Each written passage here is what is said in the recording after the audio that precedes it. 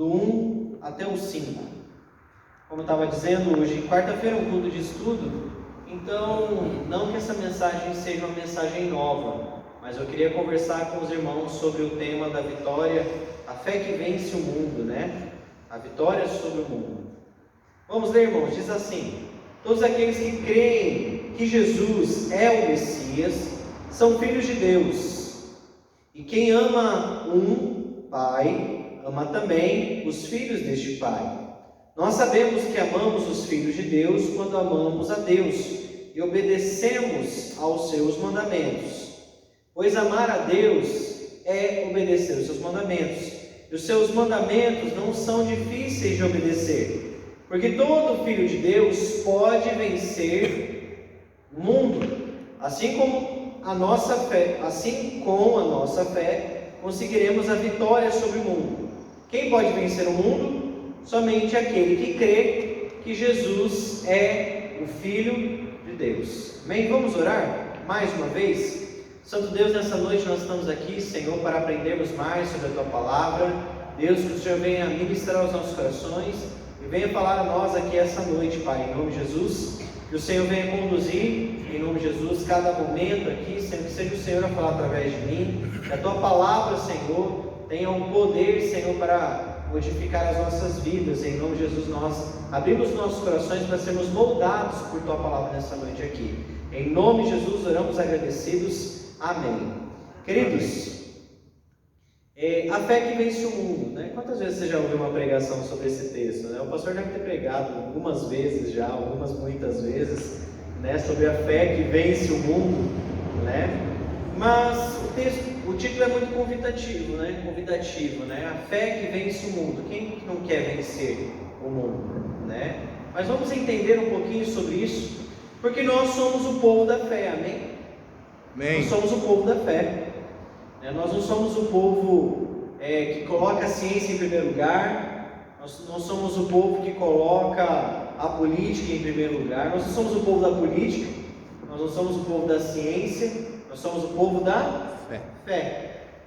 E a Bíblia vai dizer que a fé é um firme fundamento das coisas que não se veem, mas que se esperam.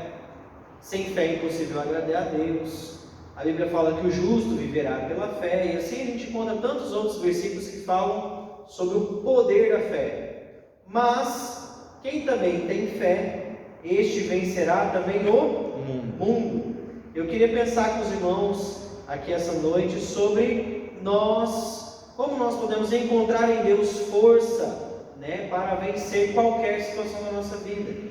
Porque se a Bíblia me dá uma garantia que a fé vence o mundo, então em Deus eu posso vencer qualquer coisa. Mas o que é esse vencer?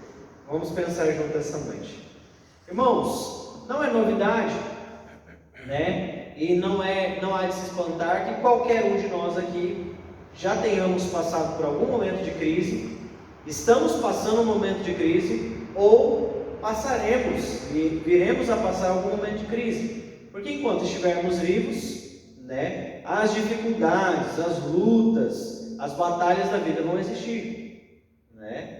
Isso não nos faz melhores, inferiores ou melhores do que alguém. Pelo contrário, isso mostra que nós somos seres humanos. Jesus falou, né? Se perseguiram a mim, vão perseguir vocês também. Mas tendo de fé, eu venci o mundo, né? Então, o crente não é diferente de uma outra pessoa que levanta cedo de manhã, tem que pegar ônibus, vai trabalhar. Porque o crente também faz isso, né? O crente não é diferente que não paga o boleto, né? Todos nós temos boletos a pagar, né? Então, assim, viver o mundo é viver dentro dessa dinâmica do mundo. Mas existem momentos de crise nas nossas vidas, e a quem nós recorremos nesses momentos de crise? Mas antes de falarmos dentro dessa questão já da interpretação do texto, da revelação do texto, eu queria falar um pouquinho sobre o contexto. Quem escreveu a carta de 1 João? A verdade é que a carta de 1 João ela é anônima, mas como ela segue, né, você pode ver, se você ler o primeiro capítulo, ele não fala, eu, João, estou escrevendo essa carta para fulano de tal, não tem isso no texto, ela é anônima. Mas por que então na minha Bíblia, na sua Bíblia está escrito 1 João? Porque essa carta ela segue a mesma tendência, a mesma escrita do Evangelho de João da Bíblia. Ele vai falar de luz, de trevas, ele vai falar no comecinho, o prólogo, né, o início do texto ali, ele se assemelha muito com o primeiro capítulo de 1 João, se assemelha muito ao primeiro capítulo de João, do Evangelho de João. E da mesma forma, 2 João, 3 João, também tem a mesma essência, o mesmo jeito, a mesma escrita, o mesmo contexto histórico, então é atribuído a João, né? João, o presbítero, né? João, né? Aquele que cuida da igreja. E João escreve essa carta aqui, e a segunda carta, a terceira carta, seguindo a mesma ótica. Vamos contextualizar a igreja de João. Aqui João está escrevendo. João está escrevendo para uma igreja nas casas. Como que nós chegamos a essa conclusão? A carta de 3 João é direcionada para um discípulo específico, a igreja que se reúne na casa dele. Então o contexto aqui é de igrejas reunidas nas casas. Ou seja, os cristãos não estavam mais podendo se reunir aonde? No templo, nas sinagogas, né? Não, nem mais se fala de templo, porque o próprio templo aqui possivelmente já tinha sido destruído já. No ano 70, após Cristo ter subido ao céu, o templo, né, foi destruído por Roma, né? Então o templo já não existia. Então os cristãos já não eram mais aceitos nem sequer nas sinagogas. E existe um outro contexto ainda mais específico. Se você ler a carta de 2 João, vamos colocar assim, irmãos, é como se as cartas de 2 João e a 3 João são continuações da primeira carta de João. E lá é muito claro, e os irmãos vão ver o que eu vou mostrar nesse texto, não nesse texto, mas eu vou mostrar dentro da carta de 1 João, que a igreja está passando por uma luta, por uma perseguição. Abrem comigo, capítulo 4, versículo 2. Quem pode ler para mim aí? Nisto conhecereis o Espírito de Deus. Todo espírito que confessa que Jesus Cristo veio em carne é de Deus. E todo espírito que não confessa que Jesus Cristo veio em carne não é de Deus. Mas este é o espírito do anticristo, o qual já ouviste que há de vir, e eis que já está aqui. Ok, é isso aí, meus filhos. Então, qual é a luta que eles estavam passando ali? Existia um grupo dentro da igreja dizendo que Cristo não vinha de Deus. Existia um grupo querendo sabotar a fé dos cristãos. Inclusive, a segunda carta, a terceira carta, João ele bate duro em cima disso. Não recebam ele nas casas de vocês. Não dê abrigo a eles, não ouçam a eles, né?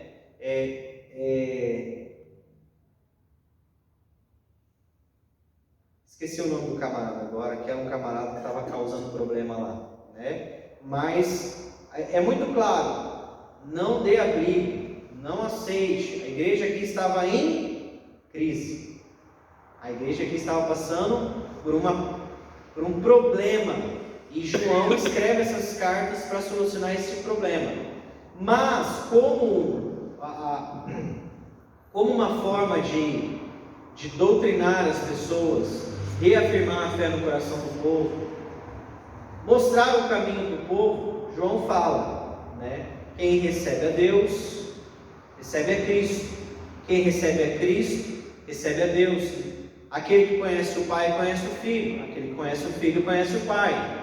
Então, capítulo 5 de 1 João vai começar falando isso. Todos aqueles que creem que Jesus Cristo é o Messias são filhos de Deus. Ele já começa dando essa cartada.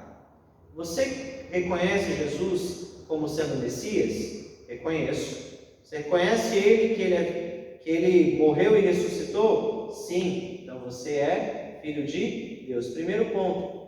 Aqui fala, no capítulo 4, a gente vê lá sobre provar os espíritos, né? Como que a gente prova os espíritos? Ali, no caso, não era espírito no sentido espiritual, literalmente, né? Nos dá possibilidade bíblica também de até, se o camarada está endemoniado ali, né? A gente usa muito isso na questão de batalha espiritual também. Mas no texto de 1 João 4, o espírito ali é quem está te conduzindo? É o Espírito de Cristo?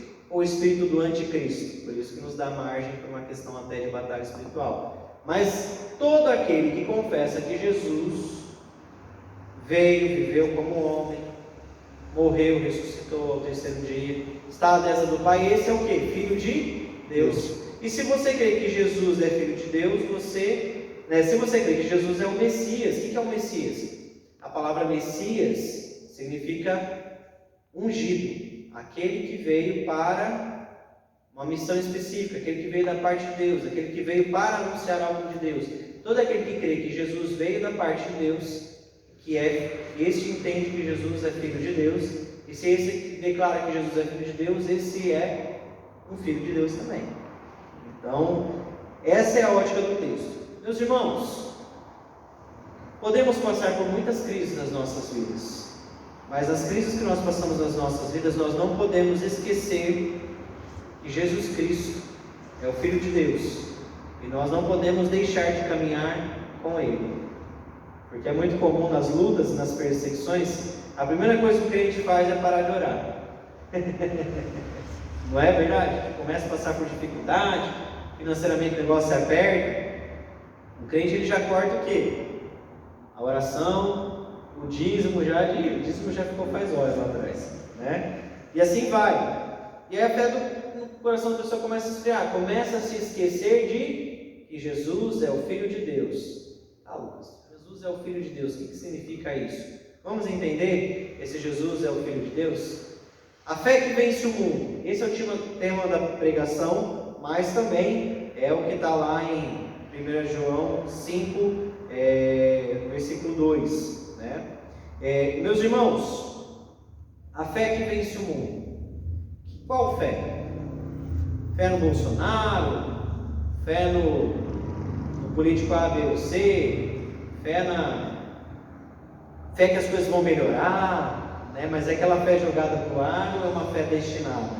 Então é a fé em Deus, né? É a fé que só existe, essa fé só existe em quem pode esperar o milagre. Qual é a fé que vence a crise? Qual é a fé que vence o mundo? A fé daquele que espera o milagre. E quem pode fazer o milagre? Quem pode entrar com a providência? Deus. Deus. Hoje à tarde eu atendi uma pessoa no consultório, e essa pessoa ela falou assim que ela não está mais em comunhão com a igreja dela, mas ela se diz uma pessoa serva de Deus, né? E aí ela fala que o pai dessa pessoa, né, infartou e estava no hospital, teve que fazer uma cirurgia, teve um AVC, foi hemorrágico, teve que fazer uma cirurgia para limpar o sangue do cérebro e tal. E ela falou assim: eu criei que Deus ia fazer o milagre. Só que isso levou um tempo, porque o pai dela teve que ser entubado 2 vezes, porque nas 2 tentativas de extubar ele, né, que é tirar o suporte de oxigênio, nas 2 tentativas de extubar o pai não reagia. Mas ela falou assim: eu tinha fé. E Deus tinha falado, palavras da moça, Deus tinha falado no meu coração que ele precisava que a minha fé fosse forte nele, para que ele pudesse curar o meu pai. Eu falei: isso mesmo? Né? Ela falou que chegou um médico, teve um dia lá fatídico, que chegou um plantonista e falou assim: não, porque seu pai está com pneumonia, por isso que eu não consegui estudar, então você já tem que falar para a família, porque ele vai morrer. Isso um plantonista, não era nem um médico assistente. E aí ela disse que peitou o cara e falou assim: não, meu pai não vai morrer. Aí o cara, com desdém, disse que balançou o ombro, né? Mas ela usou uma frase muito interessante. Ela falou assim: Deus determinou a fé, mas Deus determinou o milagre. Eu já tinha curado meu pai, mas a manifestação do milagre seria no tempo de Deus. Eu achei demais a frase dela. Irmãos, isso é fé. Fé em quem? Em Deus. Porque é a fala de uma pessoa que conhecia a Deus. Qual é a fé que vence o mundo? Primeiro, vamos pensar na fé. O que é fé? Fé é conhecer o tamanho do nosso Deus, irmãos. Eu preguei isso há uns domingos atrás aqui na igreja, né? Alguns, na verdade, eu acho que mês passado, né? Enfim, né? Eu preguei sobre fé, né? Irmãos, fé é produto de quem conhece a Deus. Ponto. Quem não conhece a Deus pode ter um bom pensamento, pode ter um desejo em alguma coisa, mas fé, a Bíblia fala que fé é acreditar naquilo que não existe e falar das coisas que não existem como se já fossem. Isso é fé na Bíblia. Mas como que eu posso falar isso? Porque eu creio que Deus está entrando com providência, que Deus está agindo. Vamos lembrar lá, Hebreus 11:1, né? A fé é o firme fundamento. O que é o firme fundamento? Eu não estou pisando num fundamento firme aqui, estou pisando em algo firme. Eu tenho certeza que quando eu estou pisando aqui, eu posso pular que eu não vou cair lá embaixo. Isso é o firme fundamento, ou seja, estou pisando em algo firme. Firme fundamento das coisas que não se vê, mas que se tem esperança, que se espera, né? Quem que efetua a fé? Quem que faz o milagre acontecer? É Deus. Então a fé ela está atrelada ao eu conhecer a Deus. Então, para eu vencer o mundo, eu preciso ter fé. E para eu ter fé, eu preciso conhecer a Deus. Eu queria perguntar para você: você conhece o tamanho do seu Deus? Qual é o tamanho do seu Deus? Você tem relacionamento com Deus? Isso é muito importante a gente pensar nisso. Será que o pastor Lucas, tem um relacionamento com Deus? Que o título não fala nada, irmãos. O título pode ser só um título como qualquer outro. Isso não significa, isso não traduz a minha experiência com Deus.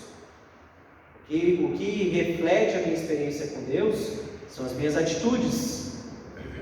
E o crente, como eu já citei aqui, o crente ele vive pela fé. Sem fé é impossível agradar a Deus, porque a fé é a prova da existência de Deus. Na verdade, a fé é o provar, vou melhorar a minha frase. A fé é o experimentar a Deus. Sem fé, não tem como eu agradar a Deus. Como que eu vou agradar a Deus se eu não acredito que Ele efetua, Ele opera, Ele trabalha, Ele age?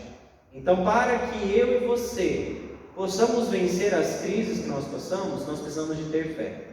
O que são as crises, meus irmãos? Irmãos, como eu falei, a gente tem as dificuldades do dia a dia. O crente fica triste, o crente sente medo, o crente sente tristeza, né? O crente pode ficar angustiado, o crente pode ser surpreendido por uma notícia ruim, né? E se desesperar, pode, né? Porque somos seres humanos. Enquanto estivermos presos neste templo aqui ainda, nós ainda estaremos regidos, né? Pelas sensações, sabe, da fraqueza da nossa carne. Mas, irmãos, a crise, ela pode ser em muitos aspectos. Crise é aquilo que te leva a um desequilíbrio. Crise é aquilo que te leva a um desajuste. Crise é aquilo que te leva a buscar solução para resolver aquilo que tirou você do equilíbrio, né? Qual era a crise da igreja lá que João estava escrevendo? Tinha alguém querendo roubar os crentes. Tinha alguém querendo dizer que Jesus não era o Filho de Deus. Tinha alguém querendo dizer que Jesus não era Deus. Tinha alguém querendo dizer que eles não deviam seguir a Cristo. Nós também vivemos essa crise. O espírito do anticristo está aí. Todo aquele que nega a Cristo é um anticristo. Todo aquele que não aceita a Cristo é um anticristo. Nele está o espírito do anticristo, né? O anticristo é aquele que vai se revelar lá no fim dos tempos, que vai seduzir a nação, ao mundo, que vai, enfim, está descrito lá em Apocalipse. Mas, irmãos, nós precisamos cuidar para que a fé não seja roubada nos nossos corações. Como que o crente fica firme? Como que o crente se mantém firme na palavra? Tendo experiência com Deus. Como que eu tenho experiência com Deus? Tendo experiência com a palavra de Deus. Tendo relacionamento com Deus. Como que eu tenho relacionamento com Deus? Leitura da Bíblia, jejum e oração. Se o crente não estiver em cima desse tripé, Bíblia, jejum e oração, nós somos Maria mole, nós não somos crentes, né? Porque qualquer coisa qualquer vento de pressão, de opressão, nós vamos ceder, irmãos. Nós como cristãos, a minha mensagem hoje também quer trazer nesse sentido, irmãos. Nós precisamos estar fortalecidos em Deus.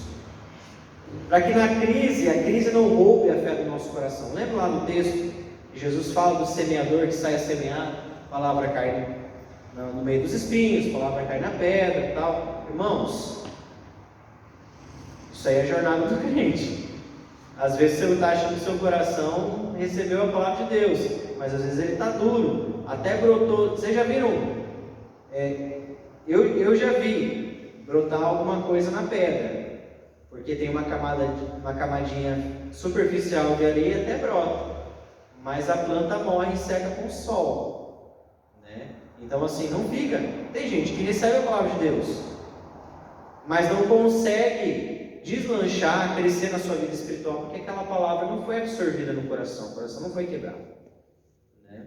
Ou então, os espinhos, foi sufocada, né? Pelas experiências da vida, pelos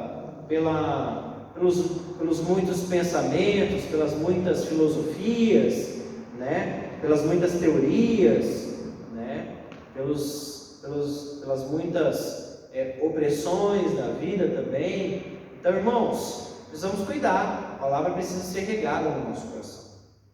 A semente, que é o Evangelho, precisa ser regada no nosso coração. Irmãos, o crente perde salvação? Não, o crente não perde salvação. Mas a pergunta é: você foi salvo? Você está em Deus? Não tem como perder aquilo que você não ganhou. Agora, como sabemos que nós realmente somos salvos? Como eu sei que sou salvo? Se eu declaro diariamente na minha vida que Jesus Cristo é o Filho de Deus. É o texto que nós acabamos de ler. Diariamente, eu preciso assumir Cristo como sendo Filho de Deus. O que significa Cristo sendo Filho de Deus, irmãos? Quando eu creio em Jesus, quando eu declaro crer em Jesus, eu estou crendo que eu estou ligado àquele que é o que sustenta, que deu a vida, que mantém a vida, que cuida de todos nós, né? Eu estou declarando que eu me desconectei dessa realidade aqui, humana. Eu estou vivendo na essência. Isso é o Evangelho. Isso é estar em Cristo. Isso é viver a Deus. Porque, irmãos, o mundo perverteu a palavra. É ou não é? O mundo perverteu a palavra. O pastor aqui fez uma abertura falando sobre o humanismo, o movimento humanista, né? Ainda digo mais, o problema está no existencialismo, é algo ainda mais, é a cama para o humanismo e o existencialismo, né? Eu existo e porque eu existo o resto toma forma. Então o homem se tornou o centro de todas as coisas, né? O humanismo só existe por causa do existencialismo, né? Eu existo, isso significa que assim, Deus deixou de ser o Criador, porque eu existo, eu dou nome às coisas, eu dou forma às coisas, eu crio, o mundo só existe porque eu existo, né? E assim vai. Então, irmãos, há um problema muito grande que o mundo tem, na verdade, a Bíblia diz, né? O mundo jaz no maligno, irmãos. A gente não vai conseguir convencer o mundo. Nós estamos buscando nós estamos como recrutadores para o reino de Deus. A caminhada do cristão na terra é essa. Porque, irmãos, o mundo já está condenado, né? Nós estamos buscando aqueles que nós podemos salvar, aqueles que nós podemos levar. E quanto mais gente a gente puder chamar. Lembra aquele filme Até o Último Homem, né? Que o rapaz vai para a guerra e ele disse que ele não queria pegar numa arma, né? E ele estava trabalhando na área da saúde lá, né? Um socorrista lá. E ele salvou mais homens do que qualquer outro, porque ele ia e buscava um por vez. Só mais um, Deus, só mais um. E ele buscava cada vez mais um. Então, irmãos, é assim que o crente tem que fazer. Aquilo ali reflete a nossa luta no mundo. Porque se a nossa luta não é contra a carne e contra a sangue, ou seja, nós não estamos disparando nenhum tiro contra seres humanos, a nossa estratégia e a nossa luta tem que ser com as armas de Deus, com as armas espirituais. Mas, queridos, dando continuidade aqui na mensagem, crise, fé. Fé é a resposta do crente para a crise. A fé é esperar em Deus a solução para a crise. Mas o texto aqui também está falando de paternidade. Uma outra coisa que me chama muita atenção no texto é a paternidade. Todos aqueles que creem que Jesus Cristo é o Messias são filhos de Deus. Aqui nós somos chamados de filhos de Deus. Nós temos algo que liga a nossa essência à essência de Deus, que nos liga, nos conecta ao Deus, uma paternidade. Nós entendemos, que só vence o mundo, João aqui está dizendo, só vence o mundo quem é filho legítimo. Precisamos ser filhos legítimos. Precisamos ter fé em Deus, irmãos.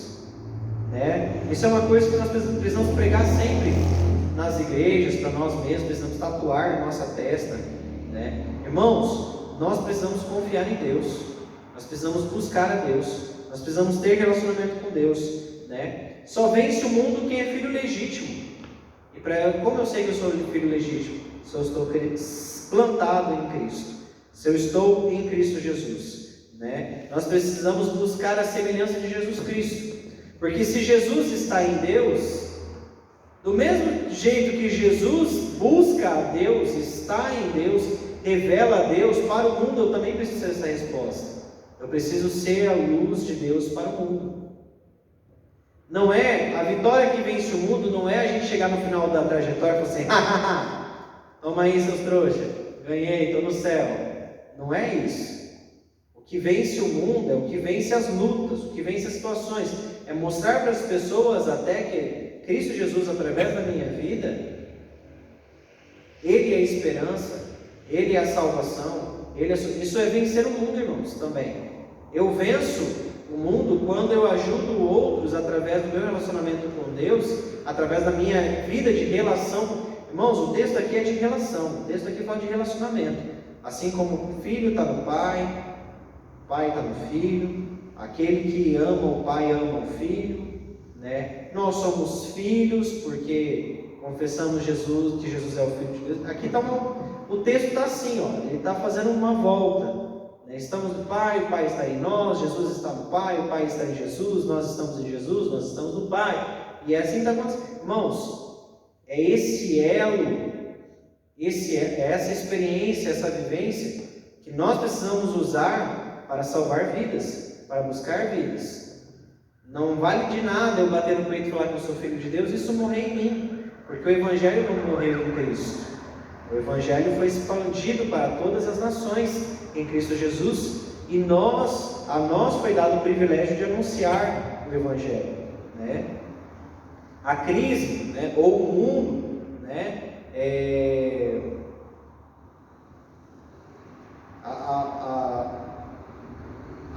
qual que é a resposta para a crise?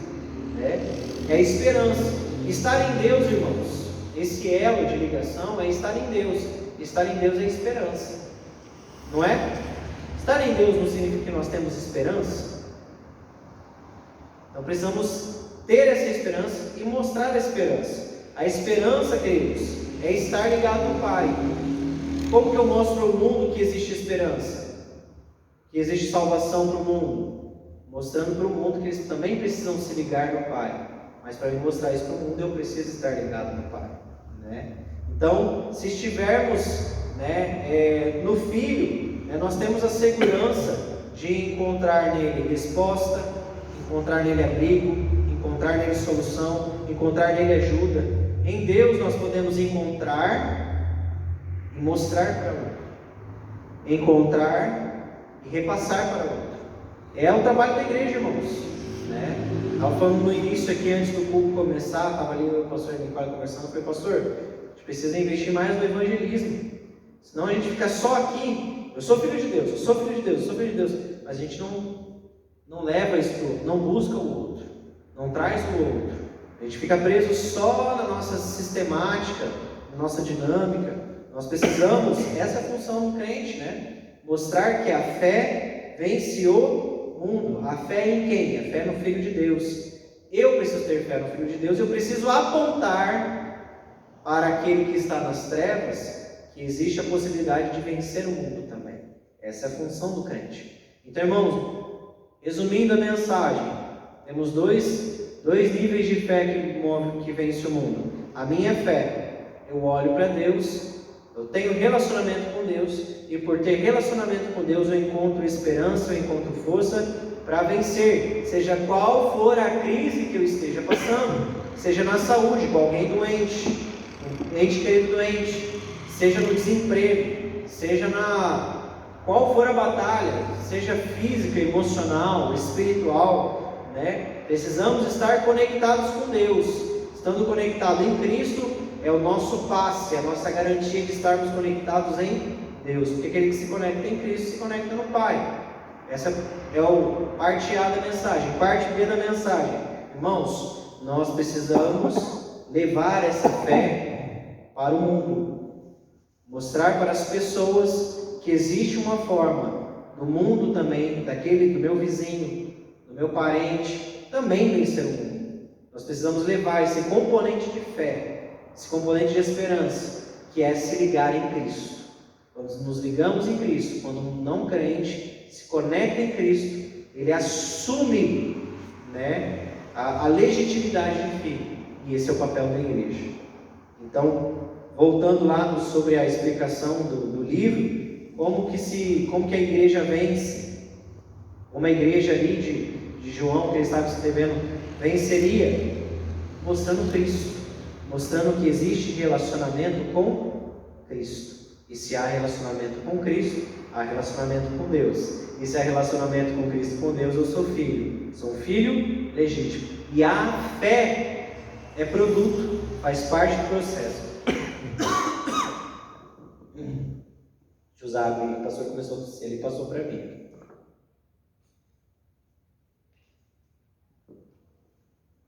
Para concluir, irmãos, só vencemos se temos relacionamento. Queridos, quem criou o mundo? Aquele que criou o mundo é o mesmo que tem a chave da vida eterna. Amém. Aquele que criou o mundo é o mesmo que mantém o mundo funcionando e existindo. Vimos o valor do oxigênio, né? Com toda a situação de pandemia, nós vimos quanto custa um fôlego, né? Quanto custa, né, você respirar por alguns minutos, algumas horas, né? Nós vimos o custo nisso, né? Mas, irmãos, quem mantém as coisas existindo e acontecendo é Deus.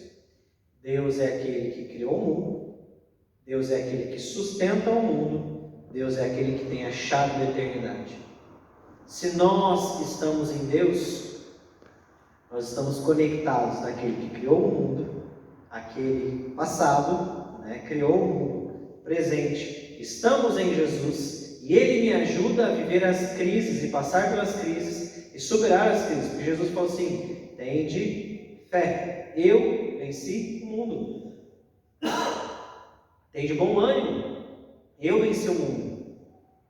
E futuro, nós estamos do lado, nós estamos no time, nós pertencemos por filiação àquele que tem a chave da vida eterna.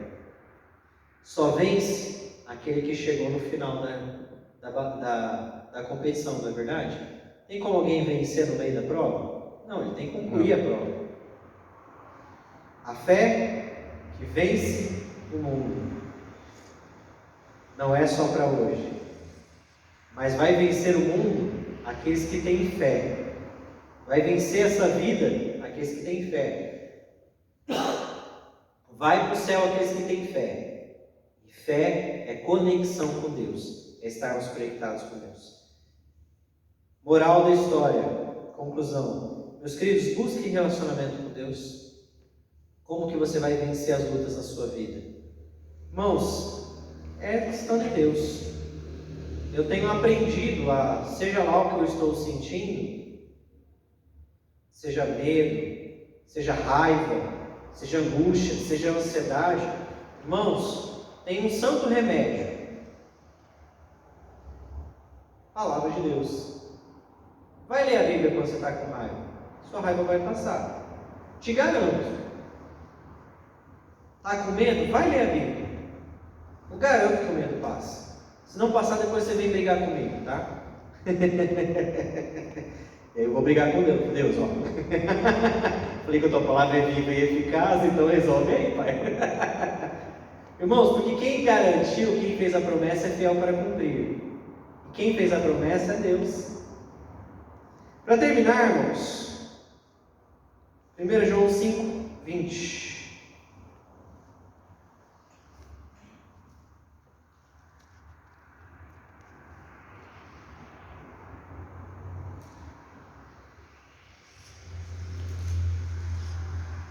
João 5,20 diz assim: sabemos também que o Filho de Deus já veio e nos deu entendimento para conhecermos o Deus verdadeiro. Você conhece o Deus verdadeiro? Tem conhecido o Deus verdadeiro? A nossa vida está unida com o Deus.